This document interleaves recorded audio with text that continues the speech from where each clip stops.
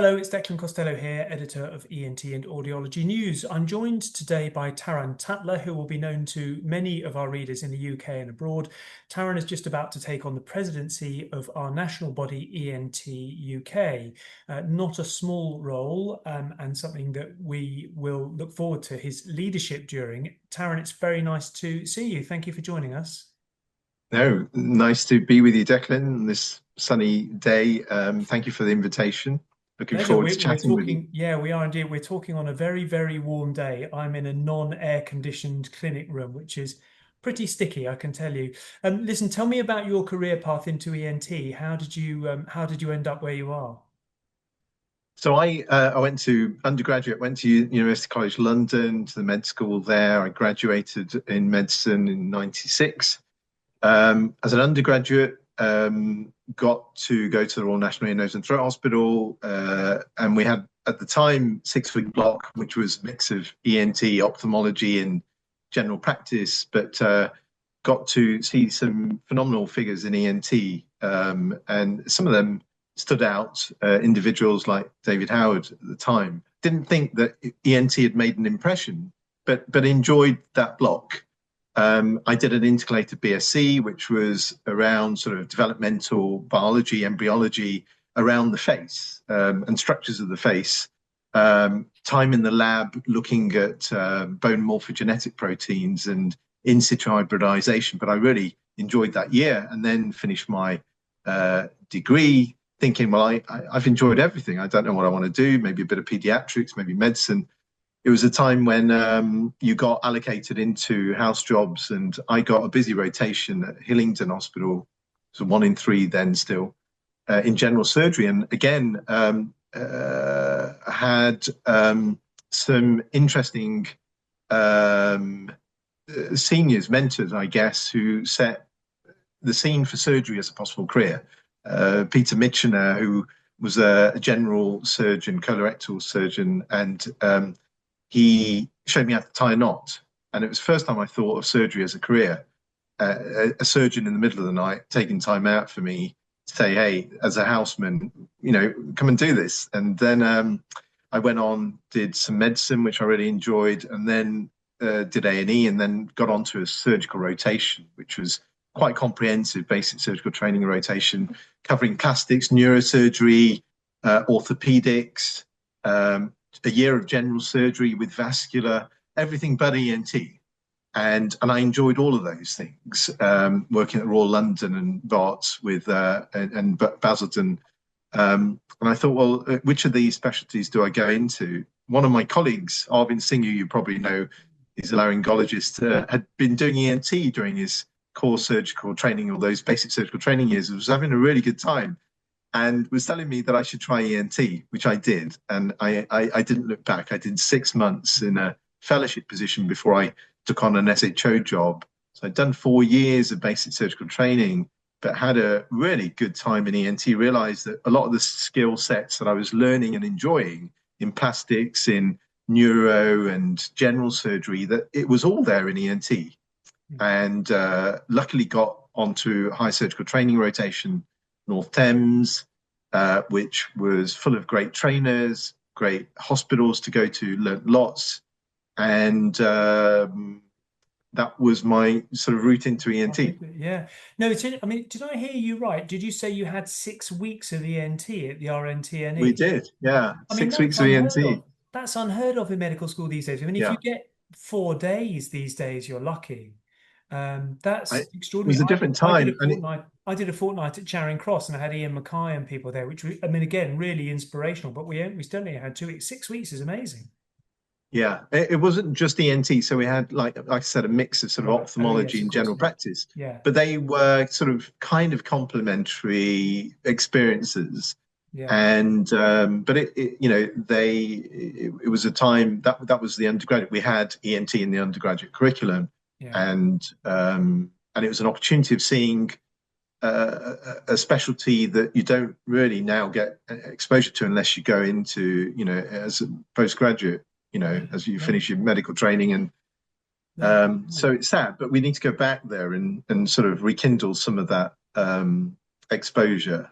I hope so. And, maybe this is something that you'll be doing in your time as president of ENT UK. So now, from medical school, you're now top dog, as it were, in ENT in the UK, or just about to be. What do you for maybe for the kind of junior ENT residents in the UK, and perhaps for people overseas, what do you see as the role of ENT UK? Right, it's interesting. We just had a strategy meeting yesterday, and I've been in a leadership position with ENT UK since 2020 when COVID hit, and realized then just how valuable an organization it is. Up until that point, as a junior doctor, as a registrar, SHO, young consultant coming through, I kind of paid my subs and felt that, yeah, somebody somewhere is doing a job, and they're interested in me and my development, and I really didn't know the workings and all the things that were going on behind the scenes. There is a lot that goes on behind the scenes, and it's all from people giving up their time. We have an office team who are paid, but the outcomes, the work that's done is from people like yourself, Declan, others, who give up their time on top of their 9 to 5, 8 to 6 jobs, feeling that they've got something to contribute at a national level, an international level. And so they bring their expertise, they participate in working groups, in committees that kind of bring about consensus and co-production of material of sorts. So it could be guidelines, it could be something around quality and quality control teaching and CPD. It could be around service developments and innovations in service developments. It could be public policy, and could be around interacting with the public and other bodies that are important, like Department of Health and national bodies, NHS England, and others that have an interest in patients. Yeah, so it's a charity. It's a primarily member-funded charity, but not exclusively. There's a significant allied professional group that's part of the organisation, and then it's an umbrella for a variety of the subspecialty organisations like the BLA. You and I serve on the council for that. BSO, BRS, the trainees group. We've got an SAS group, a global health group. There's a variety of groups that you pick and choose depending on where your interests lie and where your practice is. But they all have one thing in common. That's try and do something better for patients on the theme and the subgroup that exists. We've got the SFO group, which obviously is aimed at medical students and early stage foundation That's year the called trainees. student and Student and foundation. foundation, yes, that's right. Yeah. And that's So I've participated in some of those days, and they're great actually, because they're particularly for the medical students, they're extremely engaging. And for these guys who've never really seen ENT before, they get to do some nasendoscopies, they get a real hands-on feel. And I think in terms of drawing in the cream of the crop from medical schools, it's a really good way of advertising ENT as a career. absolutely, and we try. It's a very active group now. It's great that it's been supported and grown, and we've got they're energetic, and they see the value of getting out into medical schools, into sort of undergraduate areas, selling ENT. And it's once you've got an audience, it's not difficult to sell the virtues of our specialty. Absolutely. But now we've got digital as an option to to communicate with a bigger audience. So before we had to meet up in person for events. Now we can do that, but we can also, through VR and other sort of technologies, get across the practicalities of our specialty, because we are tech heavy in many ways. We interact with screens, with microscopes. We're doing things with our hands. So hand-eye coordination, that is the VR world, the virtual world, and digital is, I think, right for us as a specialty to take advantage of, to get across what we're about. Yeah, yeah, And absolutely. so yeah, it's exciting that we've got companies and projects coming through now where we're going to be able to evolve our specialty and also the training Yeah. in preparation for practice in our Yeah. specialty. And Yeah, you've described a lot of different functions of ENT UK there, training courses, running. We haven't even talked about running BACO, but that's obviously a huge part of what the organisation does. You've got subgroups of the British Laryngological Association, rhinological, otological, head and neck. There's all sorts of different things going on, and as you say, setting guidance and standards, running audits. There's a huge amount going on, and you did mention just there, but as an interface between government and the coal face, the people doing the work on the front line, are, in COVID, after you'd mentioned that, it just set me thinking about aerosol generating procedures and the role right. ENT UK had in very rapidly setting some guidelines about what we should and should not be doing in clinics and how that would work. And ENT UK were instrumental in that happening, weren't they? That's right. And that, luckily I was honorary secretary around that time when I realized that the ENTUK has value,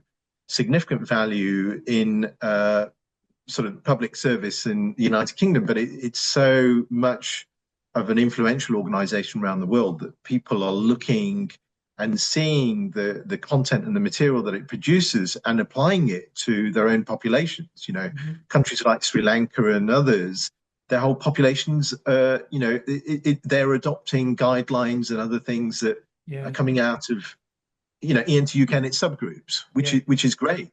yeah. Um, No, it's tremendous. I mean, ENT UK is quite a broad church. There's a lot of different subspecialties. There's a lot of different characters, I think it's fair to say. And I guess occasionally there will be sort of discussions between groups, maybe even bits of competing interest between groups. How do you marry all that up? How do you kind of run these competing interests within the subspecialty organizations? So, I mean, I think the success and the ongoing, continuing success of ENT UK is going to be the way that it's able to provide an umbrella structure to smaller subgroups, each of which is very well run and organized and supported by their members. Um, um, but they all share certain needs and certain requirements, and that will be around sort of information sharing or the sort of the way that we link in with government and public policy, or organisations like GERFT and the sort of wider agendas around service delivery and quality control.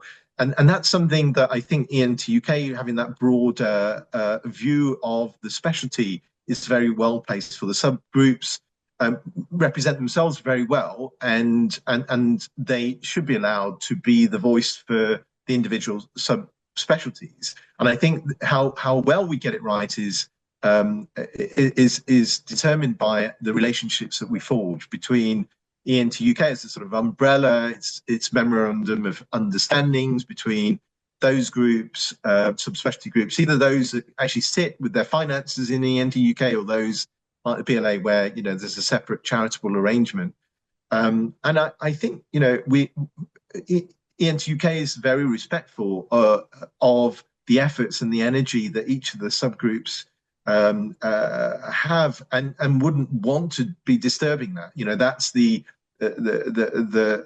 from grassroots up what is presenting, what it has done, certainly in my experience, and will continue to do, is continue to provide leadership where there's commonality and there's a need for a consistent approach across the subgroups, and where maybe there's some advantage in coming together. There's economy and scale when it comes to sort of office space, or the organization of meetings, or communications and reaching wider workforce, or doing things that are interdisciplinary with other interfacing groups like MaxFax or speech to language therapy and stuff. So I think ENT UK has, it is a broad church, but it's that individuality of the subgroups, they have, the subgroups all do have their own character, and they there's much that each group could learn from each other. And we were just touching upon that now and seeing, how does a BSO work? BRS has lots of money. How do they manage to have more money than some of the other subgroups? Is it just a case of membership and the size of the membership, or is it because they do things a little bit different and how they interact with industry, what the sort of programs that they produce for their members, the educational program or other things?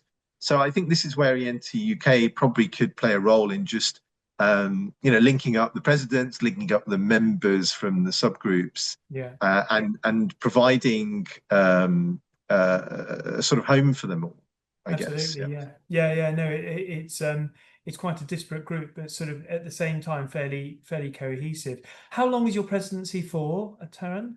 So presidency's for 2 years, starting Right. next April. I'm president-elect now, and we've got a great president in Helen Cox. We've got a Yeah, great executive group. We've got great trustees. We've got ENT UK Foundation, which we've not mentioned, yeah, that Nirmal Kumar has led on. That was only set up in 2021-22, but is, an important area of our growth and how we look to see ourselves supporting the next generation of doctors, as well as current consultants, and pump priming projects, research, training, audit, yeah, innovations, and how we link up with the rest of the world. So yeah.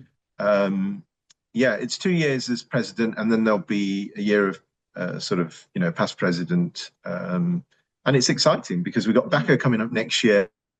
Helen will be Helen and a team have brought together a program for BACO. It's going to be held in Glasgow in July. It's a great program that she's brought together. We'll be hearing more about it very soon. It's a little bit more streamlined and focused, and there's some advantages in that. Yeah. And it's in Glasgow, a great city where we've had previous meetings, and a great showcase academic event was delivered. We've got some more opportunities coming up in the near future. Certainly during my presidency, I hope we can bid for IFOS, which has not been in London or the UK since 1949, Wow, I didn't which know is a long that. time ago. It's been in existence since 1928, but it's only ever once been held in the UK. So I hope that during my presidency we can make the case, put in an expression of interest, and get awarded. But there will be competition for Of that. course, yeah. So And yeah, in terms of your sort of plans then for your 2 years of presidency, clearly you've got BACO aiming for IFOS. Are there any other things within ENT UK that you're going to be aiming to do? yeah. So I think I was looking back at my candidate statement for when I stood for president-elect, and just looking at the things that I had put as what I stand for and what I would want to put energy and time into. Um, Digital is something that we have a lot to gain from, the innovations that go with AI tools and the ability to communicate differently and to do things in a bigger, grander scale. So whether it's education, whether it's how we network and have meetings, whether it's software to support our clinics, we've got a workforce that's small, and we've got waiting lists that have gone up that are huge. We need to be able to deliver more for less. We've been told that very clearly, and we've got data from GIRFT and other bodies. What we need to do is evolve our workforce so that they've got the digital skills so that they can engage with some of the ambient listening software sort of that's out there now that brings about some efficiency gains in clinics, that can use some of the digital tools that just make them smarter in the workplace. So I think digital is going to be a theme, and that will extend also to how the roles develop, and whether it's AI supporting better screening, to allow patients to be routed into hospitals more appropriately to the right services first time. The practitioners, or the manpower, the places that we look to work. We've got Pharmacy First now providing quite a bit of ENT services. So ENT UK will be relevant to them, I think, if we make appropriate sort of partnerships with, Royal Pharmaceutical Society and others.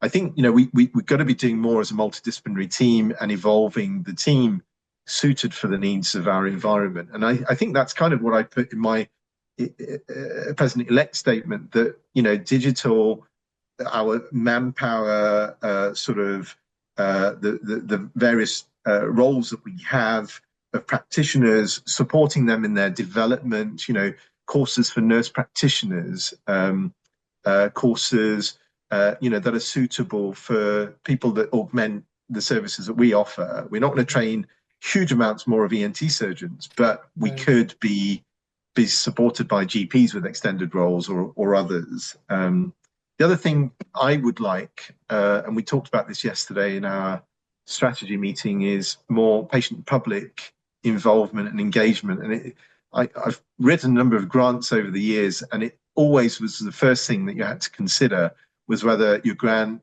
proposal or your idea had patient input from the very beginning. And I think those organisations that get it right are the ones that bring patients into their committee meetings, into their boardrooms, and have an honest conversation about ultimately how what they're doing is going to make a difference to patients, as well as to the membership and the well-being of the membership. And I think we can, with the AI tools, look at reducing burden for many overstressed, overworked doctors who just can't see themselves managing the huge growing waiting list. And when you deal with head and neck cancer like I do, with neck breathing patients who are probably the most vulnerable when they've lost their hearing on top of that and they don't speak English, you need all the help that you can get with AI and other tools and other health practitioners who are interested in that patient group.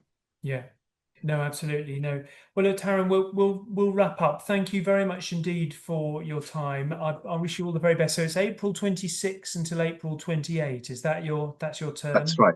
That's right. Yeah. Fantastic. Fantastic. Well, if I don't see you before, then we'll definitely see you at Bacco, and I imagine ENT News will be covering Bacco quite extensively, I would have thought. Yeah, well, good luck in your time in the role. You've got a huge shopping list of things that you're keen to be doing there. Yes, no, it's I'm grateful for the opportunity to serve the specialty in a different way, and so yeah, looking forward to the job, being part of a bigger team, because the team is great, and it's all about the team coming together. Yeah, brilliant, brilliant. Taran, thank you very much indeed. I really appreciate your time. Thanks, Declan. Thanks. Thanks. Bye bye.